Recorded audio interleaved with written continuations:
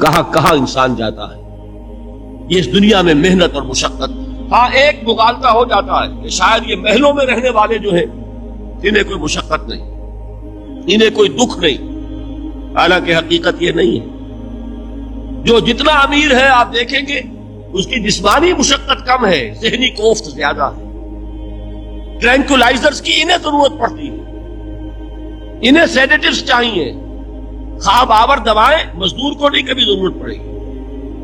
وہ 8 گھنٹے کی محنت کرنے کے بعد احساس ہوتا ہے کہ وہ صبح ہی کی خبر لے گا.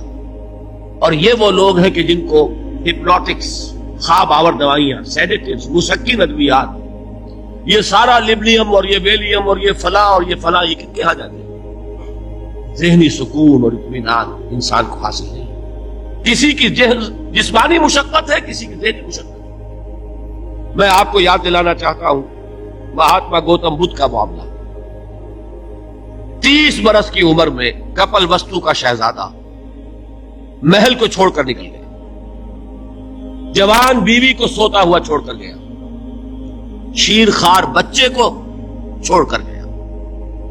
راجدھانی میں رہنے والا محل کا باسی, جسے یہ معلوم ہے کہ باپ کے بعد مجھے یہ سلطنت ملنے والی ہے, کیوں گیا؟ کبھی کبھی آپ نے سوچا؟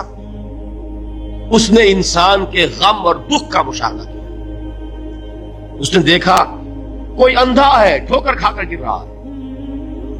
کوئی والدین کھڑے ہوئے رو رہے ہیں اور ان کی نگاہوں کے سامنے ان کا نہایت محبوب بچہ دم توڑ رہا ہے اور وہ کچھ نہیں کر سکتا. اس نے سوچا یہ صدمہ کیوں ہے انسان کا, یہ دکھ اس کا مقدر کیوں ہے؟ اس صدمے سے, اس دکھ سے نجات پانے کی بھی کوئی شکل ہے کہ نہیں ہے؟ انسانوں کی ایک عظیم اکثریت, شاہ ولی اللہ دہلوی رحمت اللہ علیہ کے الفاظ ہیں کہ وہ لدو اونٹ اور کولو کا بیل بن کر زندگی بسر کرتی ہے.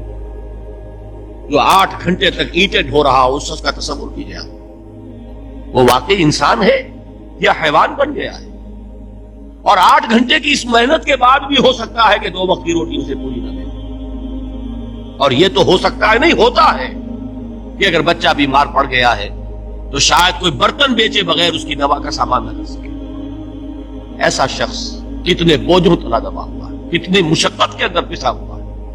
لدو اونٹ اور کولو کا بیل انسانوں کی عظیم اکثریت کی سطح پر زندگی بسر کرتی ہے. لیکن آپ کو معلوم ہے کہ کولو کے بیل کے لیے مشقت ہی مشقت ہے, اس کے احساسات یہ نہیں ہے جو کہ ان سے انسان کو جو صدمہ پہنچتا ہے. ایک بیل کو اس سے کوئی غرض نہیں کہ اس کا کوئی بچہ بھی تھا کہ نہیں تھا, اس کو کوئی بخار ہوا ہے یا کیا ہوا ہے. اس صدمے سے وہ بیل بچا ہوا ہے.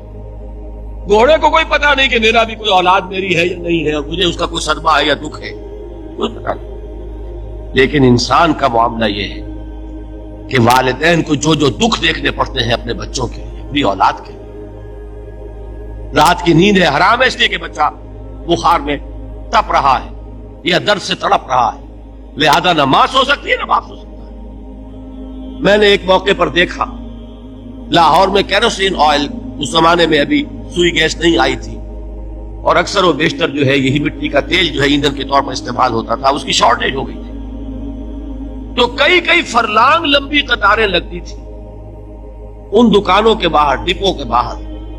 اور ایسے منظر بھی کہ ایک خاتون برقع پوش, ایک گود میں بچے کو لیے ہوئے, ایک کی انگلی پکڑے ہوئے, بوتل ہاتھ میں لیے ہوئے تیل کے لیے, اور کئی گھنٹے کھڑی ہے دکان. یہ مشقت انسان جھیلتا ہے کہ نہیں؟